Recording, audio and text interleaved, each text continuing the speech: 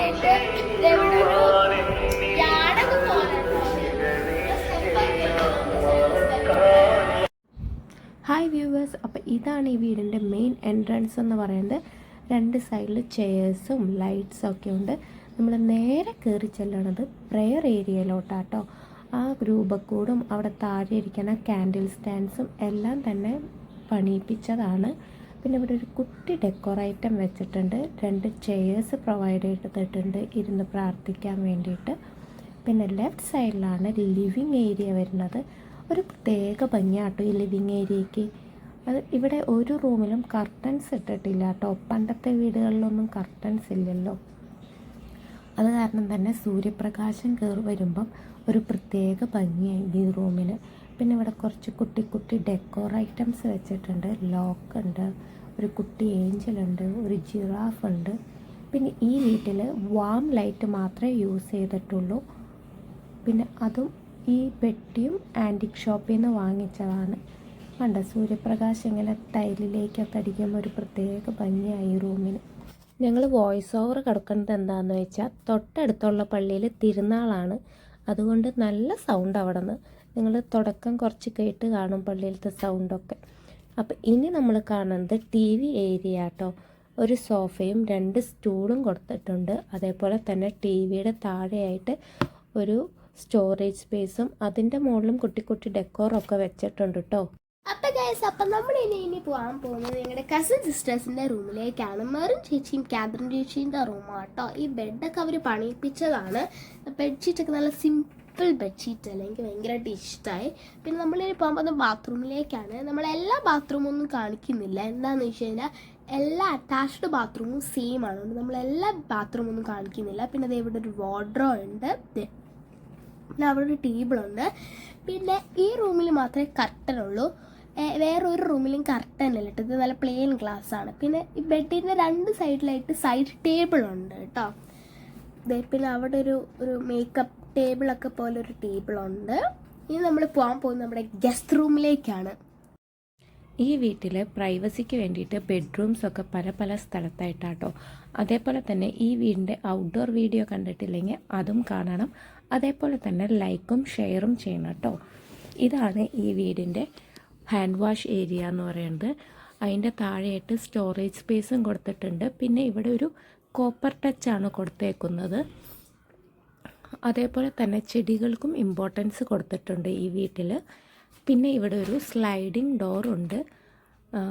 Guest വരുമ്പോൾ അവർക്ക് കോട്ടിയാട്ടിൽ വന്നിരിക്കാനും അതിനൊക്കെ വേണ്ടിയിട്ടൊരു പ്രൈവസിക്ക് വേണ്ടിയിട്ടാണ് സ്ലൈഡിങ് ഡോർ കൊടുത്തേക്കുന്നത്. പിന്നെ ഇവിടെയുള്ളതൊരു കോമൺ ബാത്റൂം ആട്ടോ. പ്രത്യേകിച്ചൊന്നുമില്ല, കോമൺ ഒരു ബാത്റൂം. അതേപോലെ തന്നെ ഗസ്റ്റ് റൂമിലേക്ക് പോകുന്നതിൻ്റെ രണ്ട് സൈഡിലായിട്ട് കോട്ടിയാടുണ്ട്.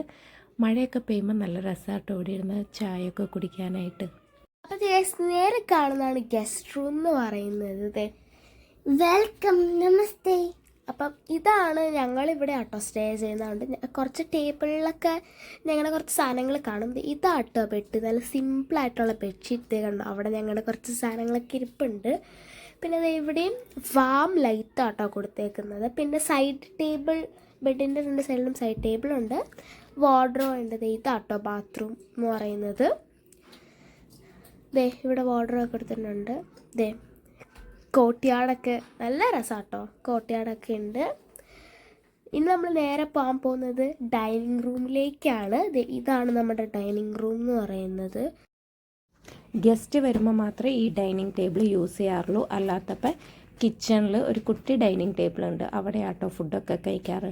പിന്നെ ഈ ഡൈനിങ് ടേബിളൊക്കെ പണിയിപ്പിച്ചത് തന്നെയാണ്.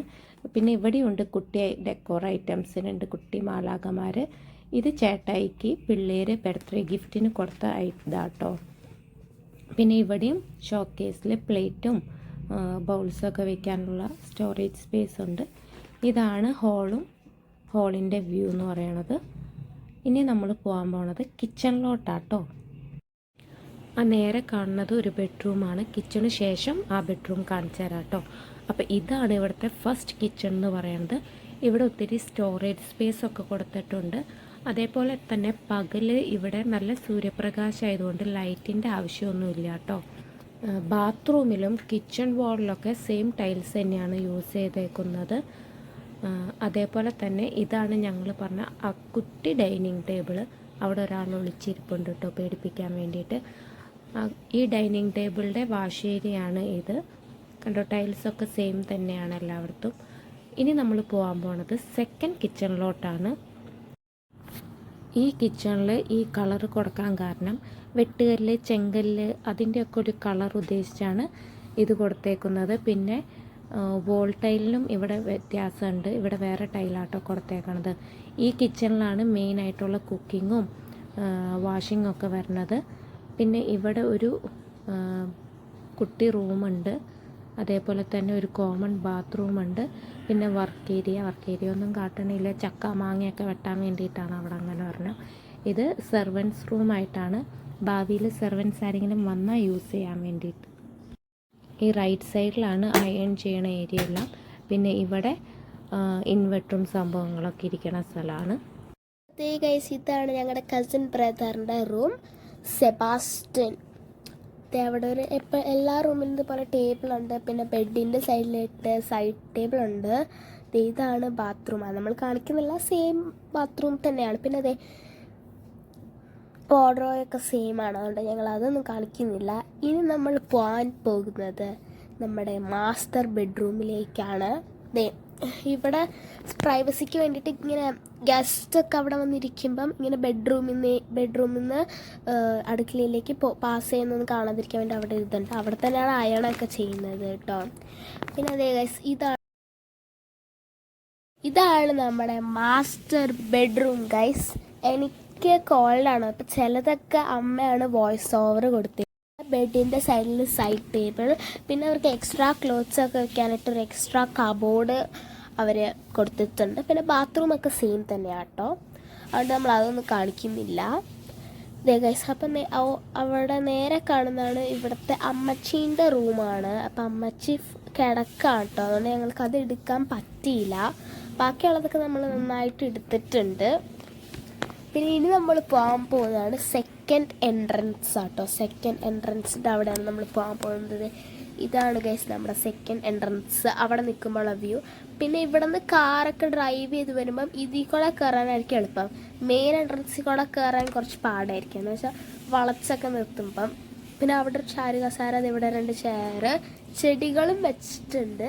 പിന്നെ ഇവിടെ രാവിലെ ആകുമ്പോൾ ഒരു റിസോർട്ട് വൈബാട്ടോ, നല്ല ഗ്രീനറി ഒക്കെ ആയിട്ട് നല്ല വൈബാണ് കേട്ടോ. അത് ഇവിടെ ചെടി വെച്ചിട്ടുണ്ട്. So thank you for watching.